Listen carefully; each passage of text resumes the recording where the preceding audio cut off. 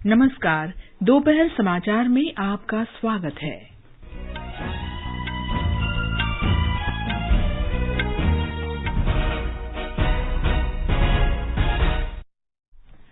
प्रधानमंत्री नरेंद्र मोदी जर्मनी की सफल यात्रा के बाद संयुक्त अरब अमीरात के लिए रवाना। प्रधानमंत्री ने देश में महिला नेतृत्व में विकास के दृष्टिकोण पर जोर दिया। उन्होंने जर्मनी में खाद्य सुरक्षा और लिंग समानता पर G7 सत्र को संबोधित किया। वित्त मंत्री निर्मला सीतारामन ने चंडीगढ़ में जीएसटी परिषद की 47वीं बैठक की अध्यक्षता की। दिल्ली उच्च न्यायालय और तेलंगाना उच्च न्यायालय के मुख्य न्यायाधीशों ने आज पद की शपथ ली। पंजाब में वर्ष 2022-23 के प्रस्तावित बजट को उद्योग और व्यापार मंचों के विरोध का सामना करना पड़ रहा है। भारत और क्यूबा के विदेश मंत्रालयों के बीच दूसरे दौर की बातचीत हवाना में संपन्न। अमेरिका में टेक्सास राज्य के सैन एंटोनियो के बाहरी इलाके में एक वाहन में 46 लोग मृत पाए गए। श्रीलंका की सरकार ने गैर जरूरी वाहनों के लिए ईंधन की बिक्री पर रोक लगाई। बस, ट्रेन और चिकित्सा सेवा तथा खाद्य सामग्री के उपयोग किए जाने वाले वाहनों को ईंधन भरने की अनुमति। और भारत तथा आयरलैंड के बीच दूसरा और अंतिम T20 अंतर्राष्ट्रीय क्रिकेट मैच आज शाम डबलिन में खेला जाएगा।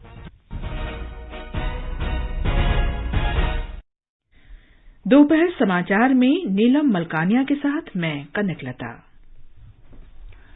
देश के 75वें स्वाधीनता दिवस समारोह के उपलक्ष्य में आजादी का अमृत महोत्सव के अंतर्गत सरकार अनेक गतिविधियों का आयोजन कर रही है।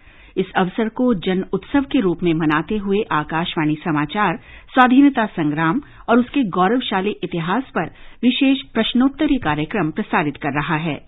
अमृत महोत्सव क्विज का कल का प्रश्न था, स्वतंत्रता सेनानी मलप्पा धनशेट्टी, श्री कृष्ण सारदा, कुर्बान हुसैन और जगन्नाथ शिंदे महाराष्ट्र में किस आंदोलन से जुड़े थे? इस प्रश्न का सही उत्तर है सोलापुर सत्याग्रह से। आकाशवाणी समाचार को बड़ी संख्या में देश विदेश के श्रोताओं से इस प्रश्न का उत्तर मिला है। भाग्यशाली विजेता हैं उत्तर प्रदेश में वाराणसी में तिलमापुर की गायत्री सिन्हा। तिलमापुर वाराणसी से मैं श्रीमती गायत्री सिन्हा अमृत महोत्सव क्विज की विजेता बनने पर अत्यंत प्रसन्न हूँ। बचपन से ही आकाशवाणी सुनती रही हूँ। इसके समाचार विश्वसनीय होते हैं। आजादी के अमृत महोत्सव पर सारे बलिदानियों को नमन। यह देश फिर से विश्व गुरु बने, ऐसी मेरी कामना है। जय हिंद, जय भारत। और अब अमृत महोत्सव क्विज का 92वां प्रश्न।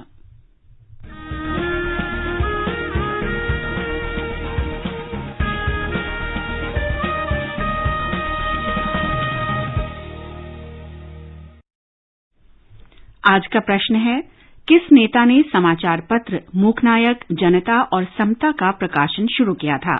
प्रश्न फिर सुन लें। किस नेता ने समाचार पत्र मूकनायक, जनता और समता का प्रकाशन शुरू किया था? श्रोता अपने उत्तर व्हाट्सएप नंबर 8826546262 पर भेज सकते हैं या हमें ईमेल कर सकते हैं amritmahotsav@prasarbharati.gov.in पर। इसे एक बार फिर सुन लें। व्हाट्सएप नंबर 8826546262 और ईमेल आईडी amritmahotsavquiz@prasarbharati.gov.in। एक भाग्यशाली प्रतिभागी को विजेता चुना जाएगा और कल के समाचार प्रभात में उनके नाम की घोषणा की जाएगी। विजेता को ई प्रमाण पत्र और पुरस्कार दिया जाएगा। आजादी के 75 वर्षों का पर्व अमृत महोत्सव के पावन अवसर पर आकाशवाणी समाचार लेकर आया है अमृत महोत्सव क्विज। आप भी इस क्विज का हिस्सा बन सकते हैं। हमारे समाचार बुलेटिनों में पूछे गए स्वतंत्रता आंदोलन से जुड़े प्रश्नों का जवाब देकर आपसे ये सवाल प्रत्येक सोमवार और मंगलवार को सुबह 8 बजे प्रसारित होने वाले बुलेटिन समाचार प्रभात में पूछे जाएंगे। श्रोता ईमेल amritmahotsav@prasarbharati.gov.in पर अपने जवाब भेज सकते हैं। आप अपने जवाब व्हाट्सएप नंबर 8826546262 पर भी भेज सकते हैं। विजेता का चुनाव सही जवाबों में से लकी ड्रॉ के माध्यम से होगा और इसकी घोषणा अगले दिन इसी बुलेटिन में की जाएगी। विजेता को प्रमाण पत्र के साथ एक उपहार भी दिया जाएगा। साथ ही विजेता का नाम हमारे ट्विटर हैंडल पर भी फ्लैश होगा। तो आइए मनाएं आजादी के 75 वर्षों का पर्व अमृत महोत्सव आकाशवाणी समाचार के साथ।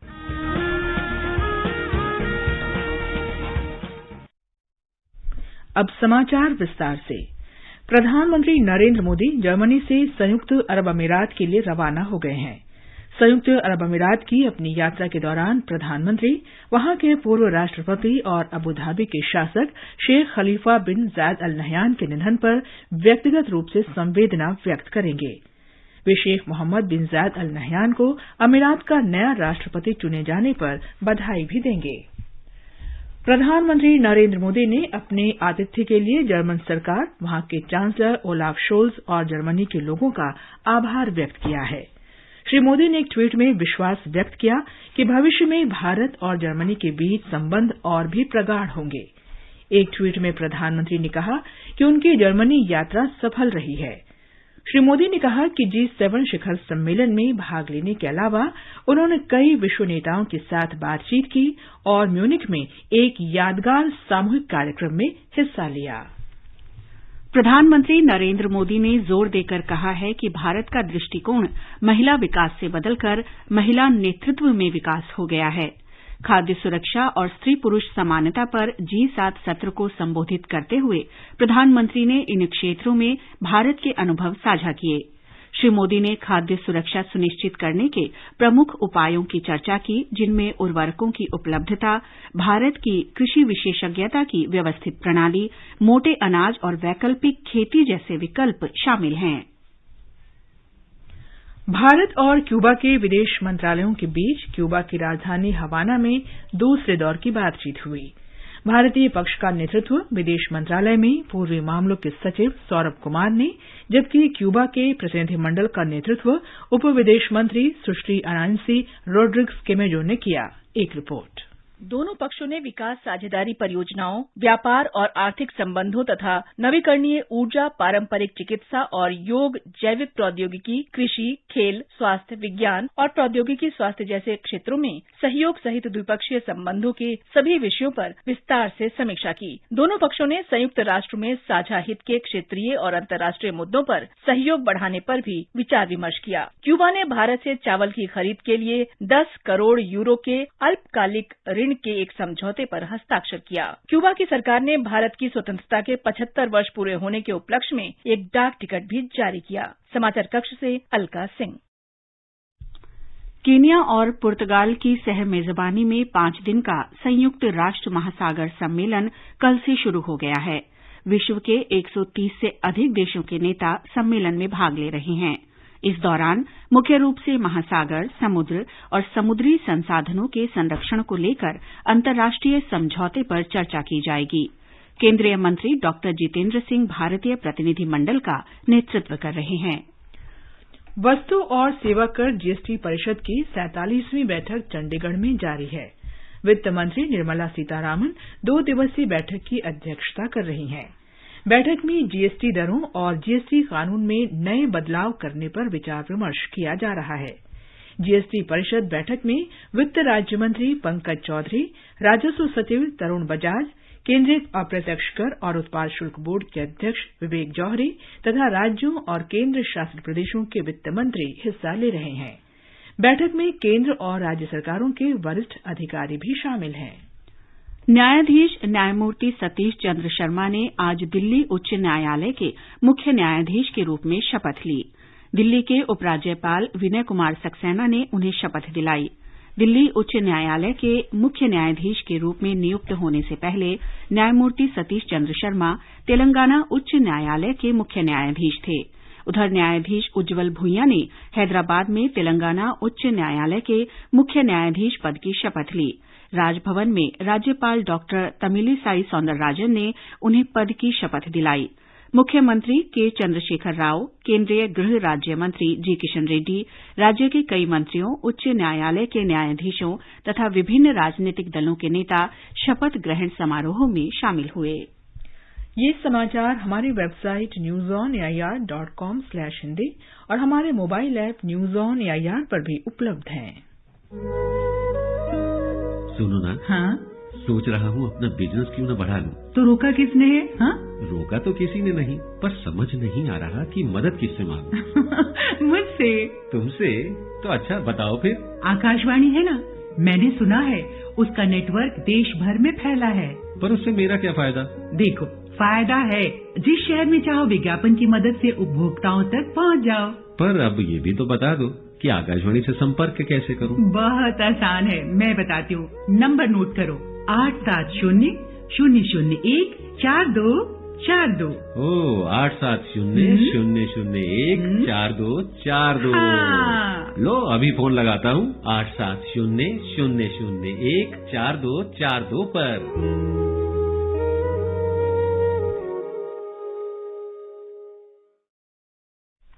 दोपहर समाचार में आपका फिर स्वागत है। महाराष्ट्र के राज्यपाल भगत सिंह कोश्यारी ने राज्य के मुख्य सचिव को 22 से 24 जून तक राज्य सरकार द्वारा जारी किए गए सभी सरकारी प्रस्तावों और परिपत्रों की पूरी जानकारी देने को कहा है। विधान परिषद में विपक्ष के नेता प्रवीण दारेरकर द्वारा कुछ दिनों पहले इस विषय को उठाए जाने और राज्यपाल के हस्तक्षेप की मांग के बाद राज्य सरकार को ये निर्देश दिए गए हैं। इस बीच एकनाथ शिंदे के नेतृत्व वाला बागी खेमा शिवसेना पार्टी के साथ मुंबई और गुवाहाटी दोनों स्थानों पर बातचीत कर रहा है। ब्यौरा हमारे संवाददाता से। मुंबई में राजनीतिक घटनाक्रम रफ्तार पकड़ रहा है। मुख्यमंत्री उद्धव ठाकरे आज एक महत्वपूर्ण कैबिनेट बैठक की अध्यक्षता करेंगे, जहां मौजूदा राजनीतिक स्थिति पर विस्तार से चर्चा की जाएगी। हालांकि सीएम और डिप्टी सीएम दोनों कैबिनेट बैठक में शारीरिक रूप से मौजूद नहीं होंगे। मुख्यमंत्री आभासी रूप से बैठक की अध्यक्षता करेंगे, जबकि कोविड पॉजिटिव होने की वजह से अजित पवार वीडियो कॉन्फ्रेंस के माध्यम से शामिल होंगे। प्रदेश भाजपा ने अपने सभी विधायकों को कल मुंबई आने का निर्देश दिया है। हमारे गुवाहाटी संवाददाता के अनुसार सभी बागी विधायक रेडिसन ब्लू होटल में 5 जुलाई तक ठहरने वाले हैं तथा उनके अगले कदम की रूपरेखा तैयार करने के लिए आज कई बैठकें करने की उम्मीद है। इस बीच राज्य सरकार पर हमला करते हुए भाजपा नेता प्रवीण दरेकर ने कहा कि महाराष्ट्र में राजनीतिक स्थिति अभी अस्थिर है। उन्होंने कहा कि एमवीए सरकार अल्पमत में है। कुणाल शिंदे, आकाशवाणी समाचार, मुंबई। इस बीच शिवसेना के बागी विधायक एकनाथ शिंदे के नेतृत्व में गुवाहाटी में गुट के विधायकों की बैठक चल रही है। माना जा रहा है कि बैठक में भविष्य की रणनीति पर विचार विमर्श हो रहा है। सूत्रों के अनुसार श्री शिंदे जल्द ही मुंबई जा सकते हैं, लेकिन उनके खेमे से अभी तक इसकी पुष्टि नहीं हुई है। पंजाब में उद्योग और व्यापार से जुड़े सभी फोरम ने राज्य में आम आदमी पार्टी सरकार के 2022-23 के प्रस्तावित बजट का कड़ा विरोध किया है। फोरम ने कहा है ये बजट उद्योगों के विकास के लिए सबसे खराब बजट है। फोरम का मानना है कि सरकार ने बजट में व्यापारी आयोग की घोषणा करके व्यापार और उद्योग जगत को बांटने की कोशिश की है। फोरम ने कहा है कि सरकार ने टैक्स खुफिया इकाई के गठन की घोषणा करके व्यापारियों और उद्योगों को डराने की कोशिश की। फोरम के अध्यक्ष बंदिश जिंदल ने कहा कि इंस्पेक्टर राज से मुक्ति दिलाने के नारे के साथ सत्ता में आई पार्टी ने अपने पहले ही बजट में इस प्रकार की इकाई का गठन करके राज्य में भ्रष्टाचार को बढ़ावा देने का काम किया। रेल मंत्रालय ने हिमाचल प्रदेश के अंब अंदौरा रेलवे स्टेशन पर फुटओवर ब्रिज बनाने का आदेश दिया है। इस पुल के बन जाने से रेलवे स्टेशन जामा मस्जिद से जुड़ जाएगा। निर्माण के लिए निविदा का काम पूरा कर लिया गया है और जल्द ही इसका निर्माण कार्य शुरू होने की उम्मीद है। सूचना और प्रसारण मंत्री अनुराग ठाकुर ने पिछले महीने रेल मंत्री अश्विनी वैष्णव से इस पुल के निर्माण का अनुरोध किया था। आगे बढ़ने से पहले मुख्य समाचारों पर एक नजर। प्रधानमंत्री नरेंद्र मोदी जर्मनी की सफल यात्रा के बाद संयुक्त अरब अमीरात के लिए रवाना। प्रधानमंत्री ने देश में महिला नेतृत्व में विकास के दृष्टिकोण पर जोर दिया। उन्होंने जर्मनी में खाद्य सुरक्षा और लिंग समानता पर G7 सत्र को संबोधित किया। वित्त मंत्री निर्मला सीतारामन ने चंडीगढ़ में जीएसटी परिषद की 47वीं बैठक की अध्यक्षता की। दिल्ली उच्च न्यायालय और तेलंगाना उच्च न्यायालय के मुख्य न्यायाधीशों ने आज पद की शपथ ली। पंजाब में वर्ष 2022-23 के प्रस्तावित बजट को उद्योग और व्यापार मंचों के विरोध का सामना करना पड़ रहा है। भारत और क्यूबा के विदेश मंत्रालयों के बीच दूसरे दौर की बातचीत हवाना में संपन्न। अमेरिका में टेक्सास राज्य के सेंट एंटोनियो के बाहरी इलाके में एक वाहन में 46 लोग मृत पाए गए। श्रीलंका की सरकार ने गैर जरूरी वाहनों के लिए ईंधन की बिक्री पर रोक लगाई। बस, ट्रेन और चिकित्सा सेवा तथा खाद्य सामग्री के लिए उपयोग किए जाने वाले वाहनों को ईंधन भरने की अनुमति। और भारत और आयरलैंड के बीच दूसरा और अंतिम 2020 अंतर्राष्ट्रीय क्रिकेट मैच आज शाम डबलिन में खेला जाएगा। राष्ट्रव्यापी टीकाकरण अभियान के अंतर्गत अब तक 197 करोड़ 31 लाख से अधिक कोविड रोधी टीके लगाए जा चुके हैं। स्वास्थ्य मंत्रालय ने बताया है कि कल 19 लाख 21 हजार से ज्यादा टीके लगाए गए। स्वस्थ होने की दर 98.57% है। मुंबई में एक 4 मंजिला इमारत के ढह जाने से 4 लोगों की मौत हो गई। मुंबई के नायक नगर के कुर्ला पूर्व में कल देर रात ये दुर्घटना हुई। मुंबई दमकल विभाग के अधिकारी ने बताया कि मलबे से 15 लोगों को निकाला जा चुका है। 5 लोग अभी भी मलबे में दबे हुए हैं। घायलों को अस्पताल में भर्ती कराया गया है। राजस्थान में जालौर जिले में राष्ट्रीय राजमार्ग 325 पर अहोर तख्तगढ़ मार्ग पर हुई दुर्घटना में एक कार में सवार 5 लोग मारे गए। प्रधानमंत्री नरेंद्र मोदी ने इस दुर्घटना में मारे गए लोगों के प्रति दुख व्यक्त किया है। श्री मोदी ने मृतकों के परिजनों के प्रति संवेदना व्यक्त की है। आर्थिक सुधारों के जनक कहे जाने वाले पूर्व प्रधानमंत्री पीवी नरसिम्हा राव की जयंती पर आज तेलंगाना के लोगों ने उन्हें श्रद्धांजलि दी। हैदराबाद में हुसैन सागर तट पर ज्ञान भूमि पर लोगों ने उन्हें पुष्पांजलि दी। मुख्यमंत्री के चंद्रशेखर राव ने कहा कि पीवी नरसिम्हा राव आधुनिक भारत के वास्तुकार थे। उन्होंने कहा कि श्री राव द्वारा किए गए सुधारों के बाद देश में परमाणु ऊर्जा, विदेश नीति और आंतरिक सुरक्षा में वृद्धि हुई। इस अवसर पर केंद्रीय पर्यटन और संस्कृति मंत्री जी किशन रेड्डी ने भी उन्हें श्रद्धांजलि दी। उपराष्ट्रपति एम वेंकैया नायडू ने पूर्व प्रधानमंत्री पीवी नरसिम्हा राव की जयंती पर उन्हें श्रद्धांजलि दी है। एक ट्वीट में उपराष्ट्रपति ने कहा कि वे एक दूरदर्शी राजनेता और बुद्धिजीवी थे। प्रधानमंत्री नरेंद्र मोदी ने जाने माने उद्योगपति पालोनजी मिस्त्री के निधन पर गहरा दुख व्यक्त किया है। एक ट्वीट में श्री मोदी ने कहा कि श्री मिस्त्री ने वाणिज्य और उद्योग जगत में विशिष्ट योगदान दिया है। अमेरिका में टेक्सास प्रांत के सेंट एंटोनियो शहर के बाहरी इलाके में बेकार पड़ी एक लॉरी में 46 लोग मृत पाए गए हैं। स्थानीय मीडिया की खबरों में कहा गया है कि 4 बच्चों सहित 16 लोगों को अस्पताल पहुंचाया गया है। शहर के अग्निशमन विभाग के प्रमुख ने बताया कि इस गाड़ी को ड्राइवर ने छोड़ दिया था। गाड़ी का एसी काम नहीं कर रहा था और पीने के पानी की व्यवस्था भी नहीं थी। मैक्सिको के विदेश मंत्री मार्सिलो एब्रार्ड ने कहा कि ग्वाटेमाला के 2 नागरिकों को भी अस्पताल ले जाया गया है। अन्य पीड़ितों की नागरिकता की अभी पुष्टि नहीं हुई है। सेंट एंटोनियो शहर अमेरिका मैक्सिको सीमा से 250 किलोमीटर दूर है और मानव तस्करी के लिए प्रमुख रास्ता है। श्रीलंका की सरकार ने गैर जरूरी वाहनों के लिए ईंधन की बिक्री स्थगित कर दी है। आर्थिक संकट का सामना कर रहे श्रीलंका में सरकार ने अगले 2 सप्ताह तक केवल बसों, रेलगाड़ियों, चिकित्सा सेवाओं और खाद्य सामग्री ढोने वाले वाहनों को ही ईंधन देने की अनुमति दी है। सरकारी सूत्रों ने बताया कि कल मंत्रिमंडल ने आज से 10 जुलाई तक केवल आवश्यक सेवाओं के लिए ही ईंधन की आपूर्ति करने का फैसला किया है। उन्होंने बताया कि सरकार मौजूदा ईंधन संकट के कारण सभी सार्वजनिक और निजी क्षेत्र के संस्थानों से 10 जुलाई तक घर से काम करने की योजना बना रही है। सड़क परिवहन और राजमार्ग मंत्री नितिन गडकरी ने कहा है कि सरकार 8 सीटों वाले मोटर वाहनों में कम से कम 6 एयरबैग लगाना अनिवार्य करेगी। Intel India safety pioneers conference 2022 को संबोधित करते हुए श्री गडकरी ने कहा कि देश भर में प्रतिवर्ष दुर्घटनाओं में लगभग 1,50,000 लोगों की मौत होती है। एयरबैग वाहन में यात्रा कर रहे व्यक्ति के लिए बचाव और सुरक्षा प्रणाली है, जो दुर्घटना के दौरान चालक और वाहन के डैशबोर्ड के बीच अवरोध का काम करती है, जिससे गंभीर चोट की आशंका रोकी जा सकती है। आजादी का अमृत महोत्सव के अंतर्गत आइए अब सुनते हैं आकाशवाणी की विशेष प्रस्तुति आजादी का सफर।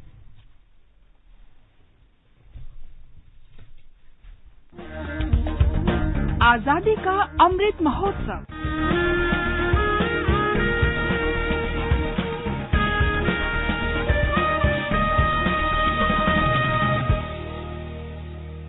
आजादी का सफर आकाशवाणी समाचार के साथ एक राष्ट्र का उदय। भारत का गौरवशाली स्वतंत्रता संग्राम आधुनिक विश्व में घटित महानतम संघर्षों में से एक है। आकाशवाणी समाचार आपके लिए रोज ला रहा है इस स्वतंत्रता आंदोलन की एक झलक।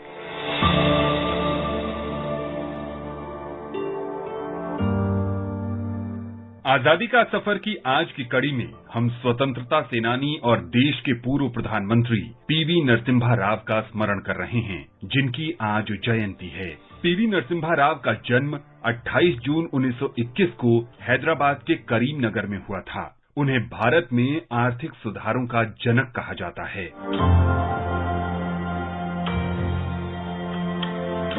पीवी नरसिम्हा राव की शिक्षा दीक्षा उस्मानिया विश्वविद्यालय हैदराबाद, बॉम्बे विश्वविद्यालय और नागपुर विश्वविद्यालय में हुई। उन्होंने हैदराबाद में 1930 के दशक के अंत में वंदे मातरम आंदोलन में भाग लिया। अपने दूर के रिश्ते के भाइयों सदाशिव राव, राजा नरेंद्र और देवुलापल्ली दामोदर राव के साथ उन्होंने एक तेलुगु साप्ताहिक काकतीया पत्रिका का संपादन किया। नरसिम्हा राव और सदाशिव राव दोनों ने इस पत्रिका के लिए जया विजया के उपनाम से लेख लिखे। स्वतंत्रता प्राप्ति के बाद नरसिम्हा राव राजनीति में आ गए और कई महत्वपूर्ण विभागों का कार्यभार संभाला। 1957 से 1977 तक उन्होंने आंध्र प्रदेश राज्य विधानसभा के निर्वाचित प्रतिनिधि के रूप में सेवा की। वे आंध्र प्रदेश सरकार में विभिन्न मंत्रालयों में मंत्री रहे। 1971 में नरसिम्हा राव आंध्र प्रदेश के मुख्यमंत्री बनाए गए। अपने कार्यकाल के दौरान उन्होंने कड़ाई से भूमि सुधार और भूमि सीलिंग कानून लागू किया। उन्होंने तथाकथित छोटी जातियों के लिए आरक्षण भी सुनिश्चित किया। 1977 में वे लोकसभा के लिए चुने गए और गृह मंत्रालय से लेकर रक्षा और विदेश मंत्रालय तक विभिन्न महत्वपूर्ण मंत्रालयों में कार्यरत रहे। पीवी नरसिम्हा राव 1991 में भारत के प्रधानमंत्री बने और उन्होंने भारतीय अर्थव्यवस्था के उदारीकरण का सफल नेतृत्व किया। आर्थिक सुधारों से भारतीय अर्थव्यवस्था विदेशी निवेश के लिए खुली, पूंजी बाजार में सुधार हुआ, घरेलू व्यापार का विनियमन संभव हुआ और व्यापार व्यवस्था में भी सुधार आया। इन सुधारों का प्रभाव इस वास्तविकता से आंका जा सकता है कि देश में कुल विदेशी निवेश 1991-92 में 13 करोड़ 20 लाख डॉलर से बढ़कर 1995-96 में 5 अरब 30 करोड़ डॉलर तक पहुंच गया। इन सुधार उपायों से भारत में विदेशी निवेश में वृद्धि जारी रही और भारत को एक मजबूत वैश्विक अर्थव्यवस्था बनाने में मदद मिली। भारतीय दर्शन और संस्कृति, साहित्य और राजनीतिक लेखन, भाषा ज्ञान बढ़ाने और तेलुगु और हिंदी में कविताएं लिखने में पीवी नरसिम्हा राव की विशेष रुचि थी। वे 17 भाषाएं बोल सकते थे। 9 दिसंबर 2004 को पीवी नरसिम्हा राव को दिल का दौरा पड़ा और इसके 14 दिन बाद 83 वर्ष की आयु में उनकी मृत्यु हो गई। भारत में आर्थिक सुधारों के जनक पीवी नरसिम्हा राव को आकाशवाणी समाचार की भावभीनी श्रद्धांजलि।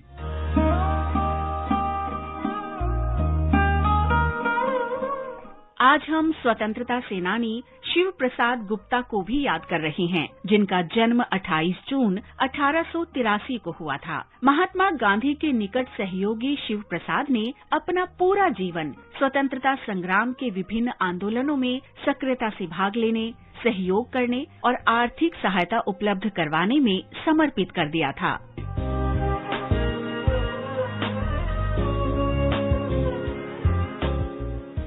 भारतीय स्वतंत्रता संग्राम को आगे बढ़ाने के उद्देश्य से शिव प्रसाद गुप्ता ने 1920 में हिंदी दैनिक आज की शुरुआत की। वे कई सालों तक इंडियन नेशनल कांग्रेस के कोषाध्यक्ष रहे। उन्होंने वाराणसी में महात्मा गांधी काशी विद्यापीठ की स्थापना की। इस विद्यापीठ का उद्देश्य उन युवाओं को अवसर देना था जिन्होंने स्वतंत्रता संग्राम में भाग लेने के लिए अपनी पढ़ाई बीच में ही छोड़ दी थी। शिव प्रसाद ने अकबरपुर में भारत का पहला गांधी आश्रम स्थापित करने के लिए 150 एकड़ जमीन दी। इस आश्रम का उद्देश्य स्वदेश में निर्मित खादी वस्त्रों के उत्पादन और बिक्री को बढ़ावा देना था।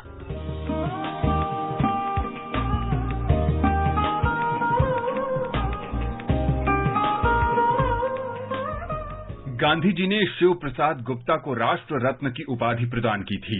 शिव प्रसाद वाराणसी में इंडियन नेशनल कांग्रेस के 1928 के अधिवेशन के आयोजन और व्यवस्था में सक्रिय रहे थे। ये अधिवेशन उनके निवास सेवा उपवन में आयोजित किया गया था। वहां से मिलने वाले आतिथ्य सत्कार को देखते हुए गांधी जी ने उनके निवास स्थल को सेवा उपवन का नाम दिया था। बनारस हिंदू विश्वविद्यालय के निर्माण के लिए 1,01,000 रुपए का पहला दान भी शिव प्रसाद ने ही दिया था। इस महान राष्ट्रवादी स्वतंत्रता सेनानी ने 24 अप्रैल 1944 को अंतिम सांस ली। आकाशवाणी समाचार की ओर से उन्हें शत शत नमन।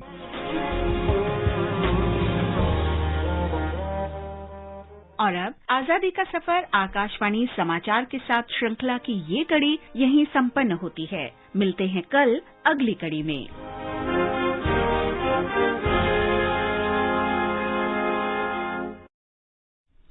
और अब प्रस्तुत है मन की बात के सांस्कृतिक पक्षों पर केंद्रित आज का संस्कृति संदेश।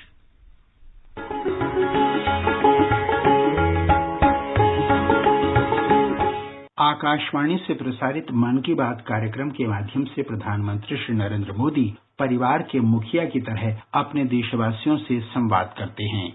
26 जून के संबोधन में प्रधानमंत्री ने धार्मिक यात्राओं की चर्चा करते हुए कहा था, हमारे उपनिषदों का एक जीवन मंत्र है, चरैवेति चरैवेति चरैवेति।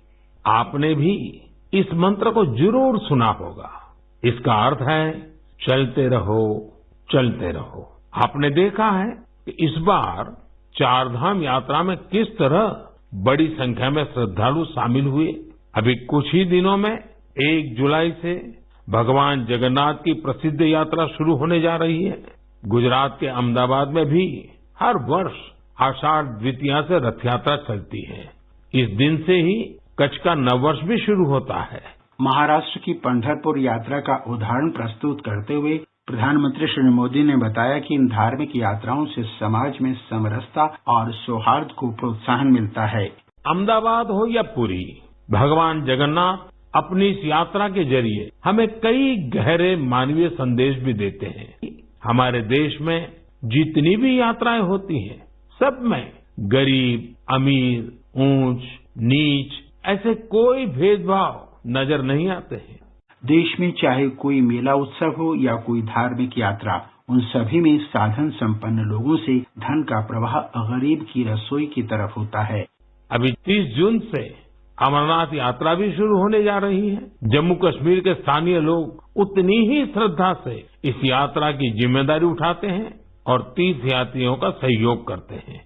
प्रधानमंत्री ने बताया कि इन धार्मिक यात्राओं से एक तरफ जहां आध्यात्म का प्रचार प्रसार होता है, तो वहीं दूसरी तरफ देशवासियों के बीच सांस्कृतिक आदान प्रदान भी होता है। भारत और आयरलैंड के बीच दूसरा और अंतिम T20 क्रिकेट मैच आज डबलिन में खेला जाएगा। ये मैच भारतीय समयानुसार रात 9 बजे से खेला जाएगा। बुलेटिन समाप्त होने से पहले अमृत महोत्सव क्विज का आज का प्रश्न फिर सुन लें। किस नेता ने समाचार पत्र मूकनायक, जनता और समता का प्रकाशन शुरू किया था? आप अपने उत्तर व्हाट्सएप नंबर 8826546262 पर भेज सकते हैं या हमें ईमेल कर सकते हैं amritmahotsav@prasarbharati.gov.in पर। अंत में मुख्य समाचार एक बार फिर। प्रधानमंत्री नरेंद्र मोदी जर्मनी की सफल यात्रा के बाद संयुक्त अरब अमीरात के लिए रवाना। प्रधानमंत्री ने देश में महिला नेतृत्व में विकास के दृष्टिकोण पर जोर दिया। उन्होंने जर्मनी में खाद्य सुरक्षा और लिंग समानता पर G7 सत्र को संबोधित किया। वित्त मंत्री निर्मला सीतारामन ने चंडीगढ़ में जीएसटी परिषद की 47वीं बैठक की अध्यक्षता की। दिल्ली उच्च न्यायालय और तेलंगाना उच्च न्यायालय के मुख्य न्यायाधीशों ने आज पद की शपथ ली। पंजाब में वर्ष 2022-23 के प्रस्तावित बजट को उद्योग तथा व्यापार मंचों के विरोध का सामना करना पड़ रहा है। भारत और क्यूबा के विदेश मंत्रालयों के बीच दूसरे दौर की बातचीत हवाना में संपन्न। अमेरिका में टेक्सास राज्य के सेंट एंटोनियो के बाहरी इलाके में एक वाहन में 46 लोग मृत पाए गए। भारत तथा आयरलैंड के बीच दूसरा और अंतिम 2020 अंतर्राष्ट्रीय क्रिकेट मैच आज शाम डबलिन में खेला जाएगा। इसके साथ ही दोपहर समाचार का ये अंक समाप्त हुआ। नमस्कार।